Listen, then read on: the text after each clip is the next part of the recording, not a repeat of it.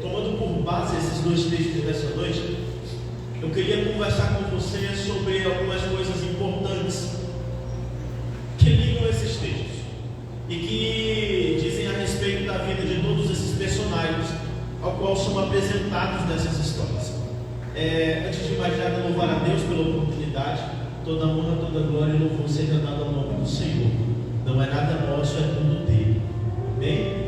Nosso pastor, nosso dirigente, os obreiros, a banda, a igreja, Deus abençoe de forma grandiosa.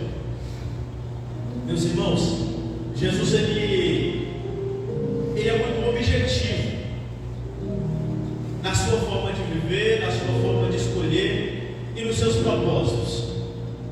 Marcos capítulo 3, versículo 13, a Bíblia diz que Jesus ele sobe para um monte e ele chama para si aqueles a quem ele quis chamar. A forma que Jesus ele escolhe os discípulos, ela é muito clara. Jesus ele deixa muito claro que ele escolheu as pessoas para andar com ele e a dele. Só que o fato de Jesus ter escolhido a dedo as pessoas que iriam andar com ele não significa que Jesus escolheu por capacidade ou por alguém ser melhor do que outros. Até mesmo que se você for pegar os discípulos de Jesus, o único que era capacitado, nós vamos dizer assim, era Judas. Judas ele era o único que tinha da linhagem dos escribas. Os demais, nenhum era bom, vamos dizer assim. Era uma pessoa competente nos estudos, uma pessoa bem entendida, bem conhecida. Todos os outros eram pescadores, tinha um deles que era envolvido até com um grupo terrorista. Então, meus irmãos, Deus, o nosso Senhor Jesus, ele não fez acepção de quem escolher, ele escolheu aqueles a quem ele quis chamar. Jesus ele não foi por aparência, Jesus ele não foi por capacidade técnica, Jesus não foi por capacidade analítica. Não, você tem a capacidade de analisar, separa para cá que eu quero tu. Não, você tem a capacidade técnica, separa para cá que eu quero tu. Tu é médico, vem para cá. Tu é doutor, não foi para ali. Tu sabe disso, vem para cá. Não, Jesus ele não fez dessa maneira. Meus irmãos, Jesus ele chamou para si aqueles a quem ele quis chamar. Só que aqueles a quem ele quis chamar, se não quisessem ir, não teriam ido.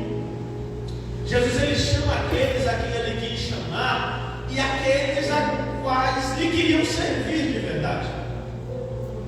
Todos que acompanhavam Jesus queriam alguma coisa de Jesus, queriam estar próximos de Jesus, exceto Judas, que estava próximo de Jesus com um pensamento deteriorado, com um pensamento um pouco errôneo, mas ele queria estar ali com Jesus por algum motivo. O pensamento de Judas, mais ou menos, era o pensamento de: eu sou o escriba, o único entendido no meio deles. Jesus morre, eu sou o tesoureiro, eu sou mais capacitado, eu assumo a rédea do negócio e tomo conta de tudo. Esse era mais ou menos o pensamento de Judas.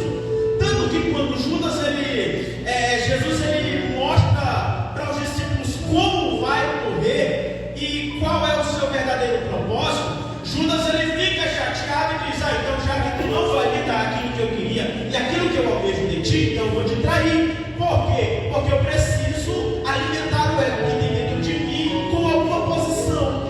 Então ele vai e vem de Jesus. Judas ele tinha um pensamento muito interesseiro. Ele queria alguma coisa, ele queria posição, ele queria dinheiro, ele queria ter um nome bem falado. Judas traz Jesus. Mas todos os outros queriam estar com Jesus porque Jesus realmente era. Claro que com todas as suas incapacidades, com todas as suas falhas, com todos os seus erros, mas eles queriam estar com Jesus. Jesus está andando agora com uma série de homens que não têm muitas capacidades, mas que querem estar com Jesus, mas que querem estar perto dele, mas que querem andar com ele, mas que querem servir a ele. Um dia Jesus pregando pesado lá em Marcos 6, todo mundo começou a sair. Jesus olhou para Pedro e disse: ei, vocês aí, os 12, vocês não vão embora também não? Pedro olhou para Jesus e disse: Senhor,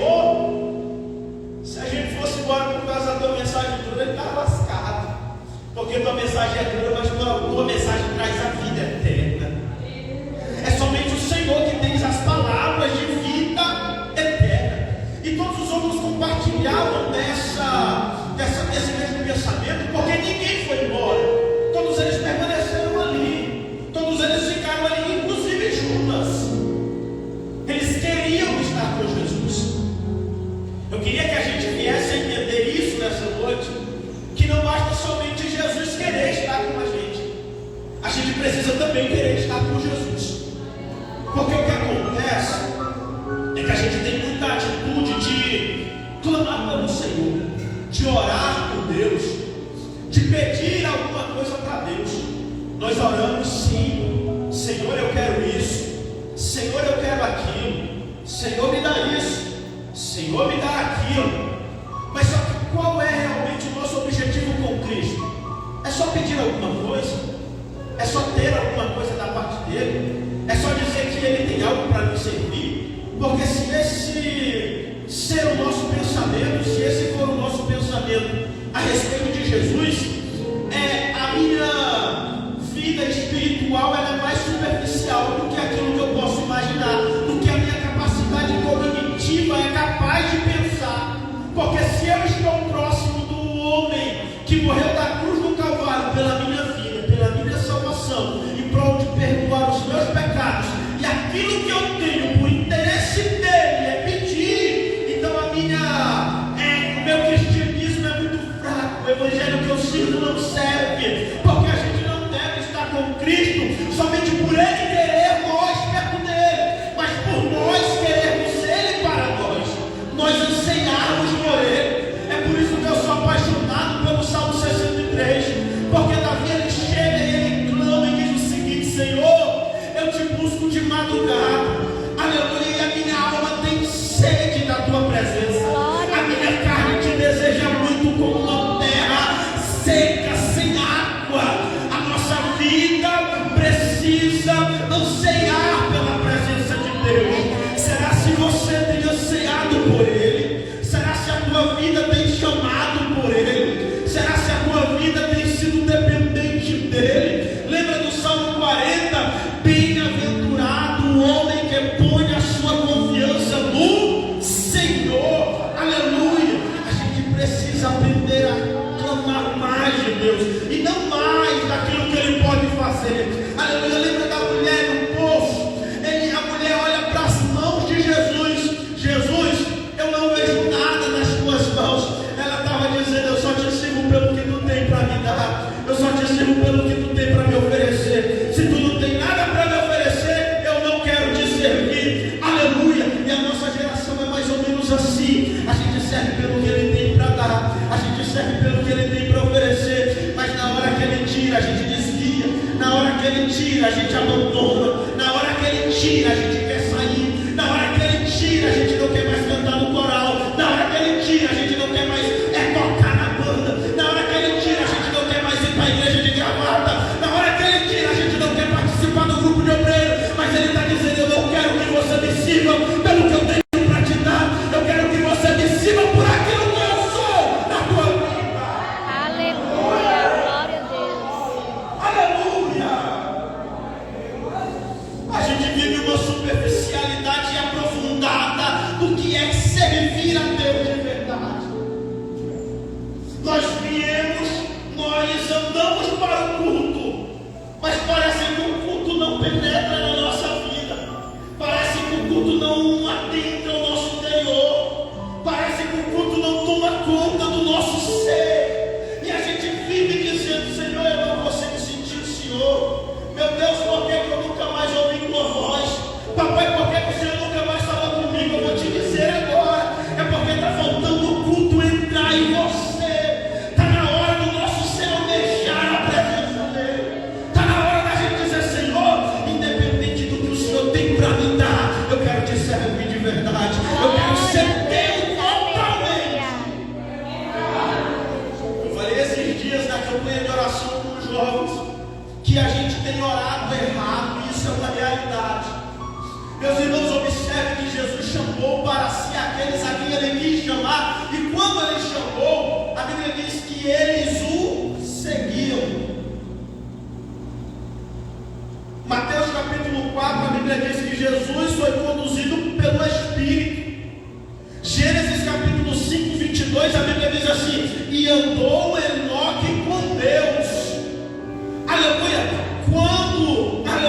Quando Jesus ele manda os discípulos irem para o mar da Galileia, quando ele fala isso aqui em Marcos 16, versículo 7, ele diz assim: ó, fala lá para os discípulos e para Pedro, que eu estou indo para eles me seguirem.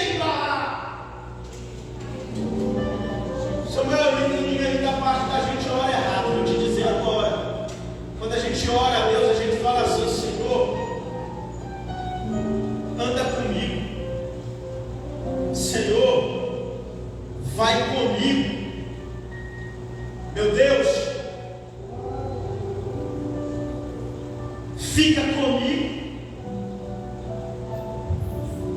Enquanto Deus não quer ir com você, Deus não quer andar com você, Deus não quer ficar com você,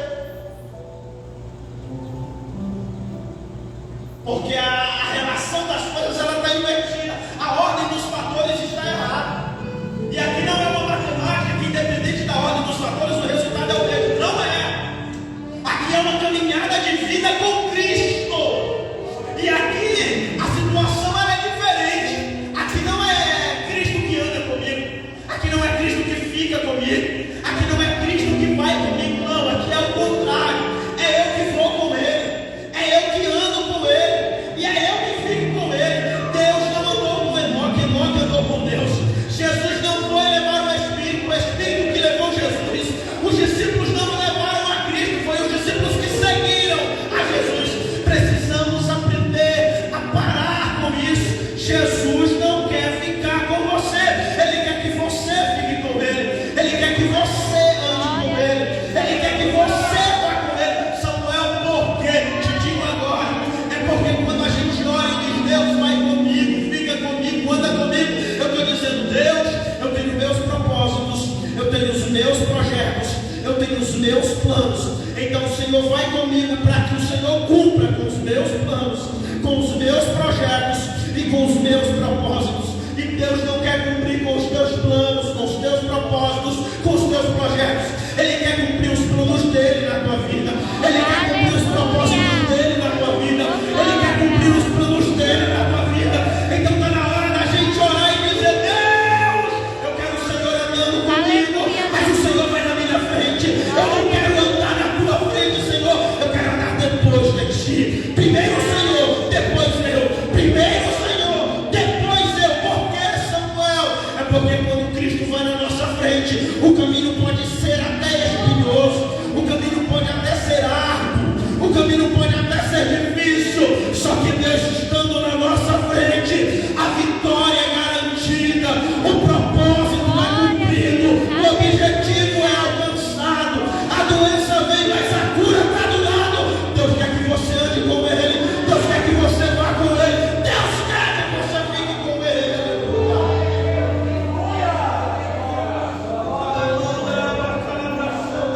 Eu estou sentindo Jesus aqui nessa noite.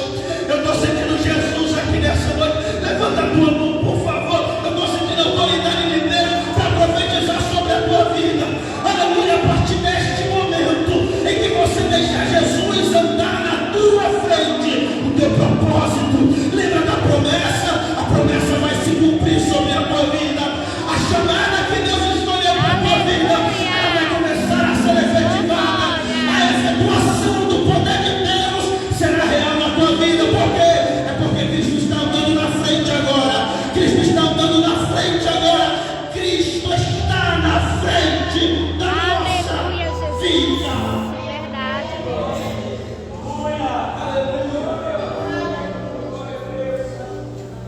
E então, meus irmãos, os discípulos chegam lá no mar, chegam na praia. E quando os discípulos ali chegam na praia, a Bíblia diz que Jesus ele tarda em chegar. Já aí, quando Jesus ele tarda em chegar, Pedro tem uma ideia. Qual é a ideia? A ideia de Pedro é: eu vou pescar. Lembra o que Pedro fazia antes de ser chamado por Jesus? Pedro ele era o quê? Pescador. Pedro chega em João 21, lembrando de toda a trajetória, lembrando de todas as situações. Eu abandonei Jesus, eu traí Jesus, eu neguei Ele. Falaram que eu era como Ele, andava com Ele, falava com Ele, disse que não era.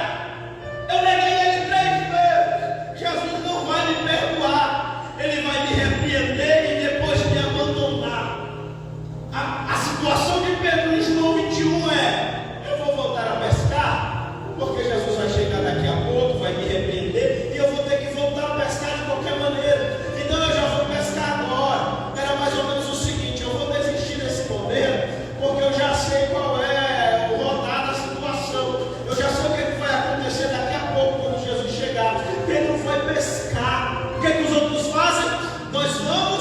contínuo, vai todo mundo pescar. Todo mundo entra no barco e vai para o meio do mar pescar. Jesus chega, eles estão pescando a noite toda, não pegaram nada. Quando Jesus chega, meus irmãos, pegaram alguma coisa? Oh, não pegamos nada não. Joga a rede do outro lado. Jogaram a rede do outro lado, não deram conta de tirar para fora. João, que era um amigo íntimo de Jesus, que encostava a cabeça no peito de Jesus, conhecia aquela voz. Ele olhou assim mais atentamente e disse: ei, é o Senhor que está lá na praia.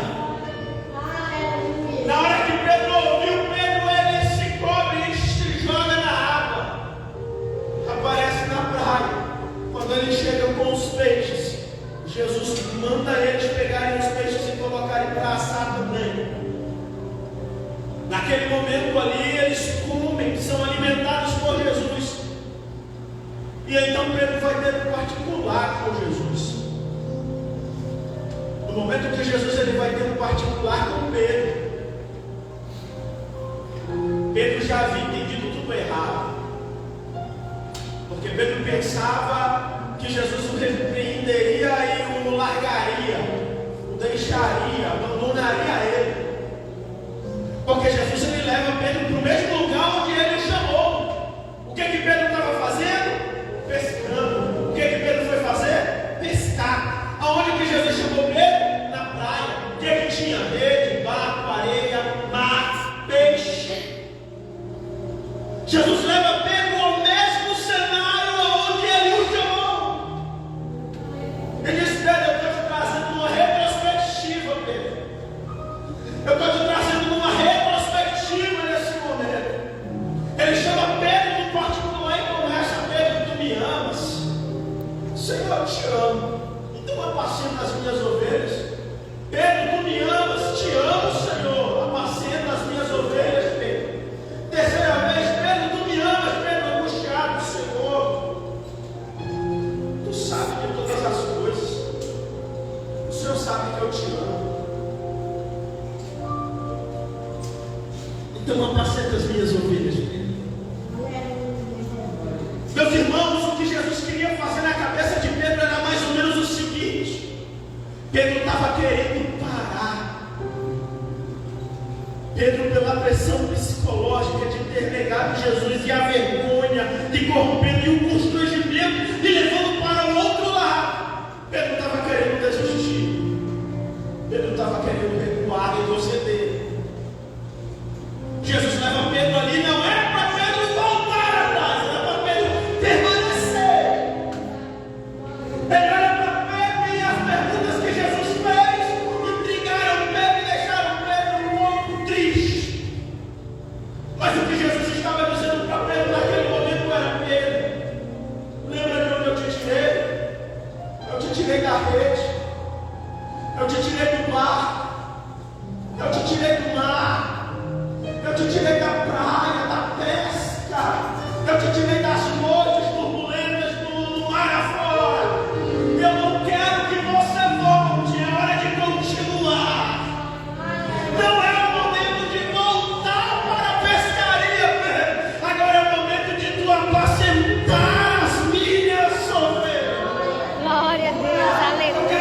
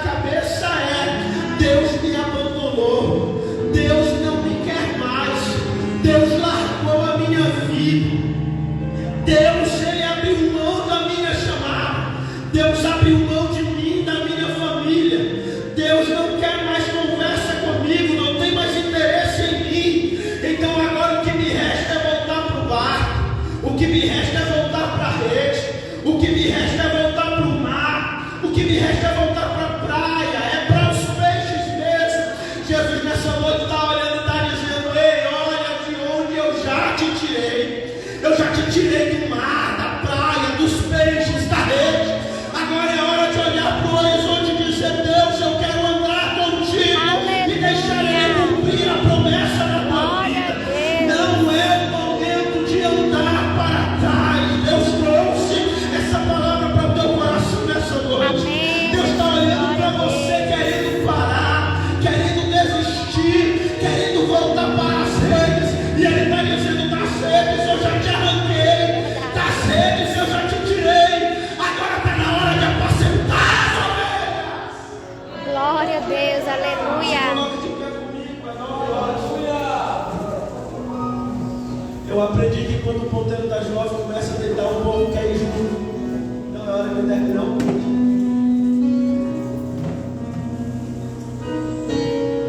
Meus irmãos, Deus não te escolheu por acaso.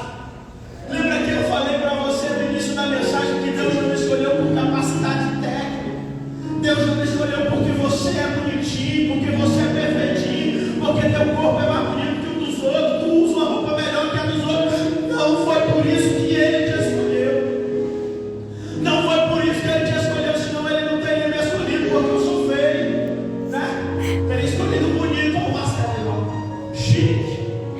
Meus irmãos, Deus não olhou para a tua aparência, para a tua capacidade, para a tua condição financeira. Ele não olhou se você estava em ruína, se você não tinha perspectiva de vida. Ele olhou para você e disse: ei, sobe para cá que é você que eu quero. Glória a Deus, aleluia.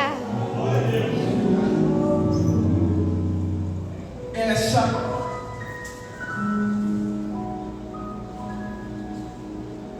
é a história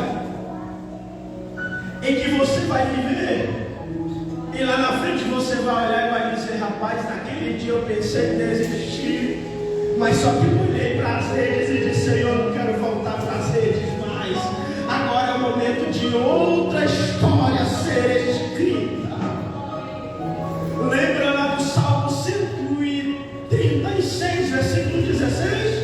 Porque antes que eu fosse gerado no ventre, o Senhor já havia escrito sobre mim o seu livro. Aleluia!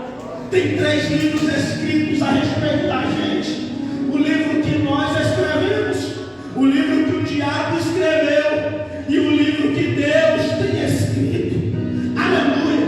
O problema é que tem gente vivendo o livro que o diabo escreveu. É uma vida de derrota, é uma vida de estar cabisbaixo, é uma vida de tristeza, é uma vida de angústia, é uma vida de desistência, é uma vida de fracasso. Tem gente que está vivendo a história que eles escreveram. É uma história, pode ser até bonitinha, mas é uma história em que Jesus não quer fazer você viver. Mas sabe que é a história que Ele tem escrito para nós. Aleluia. Levante a tua boca. Glória a Deus. Feche os teus olhos.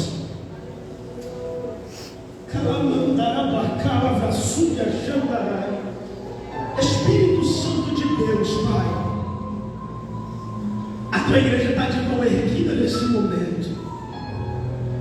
E eu tenho a certeza, ó Pai, de que o Senhor é fiel sobre a vida de cada um Glória a deles aqui Deus, nessa noite. aleluia.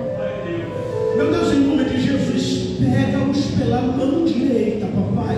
Aleluia. Sustenta-os na destra da tua justiça.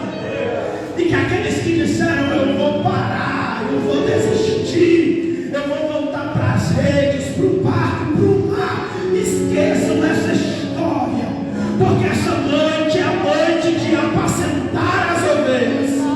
Em nome de Jesus Cristo de Nazaré, meu Deus, revivifica as forças dos teus filhos, restaura a caminhada dos teus filhos, a esperança dos teus filhos. Aquele que precisa de uma cura, nessa noite o Senhor cure ele. Aquele que precisa de restauração, restaura ele nessa noite, ó Pai. Em nome de Jesus Cristo de Nazaré, eu creio no poder que há na tua palavra, Pai. Em nome de Jesus Cristo de Nazaré, toma os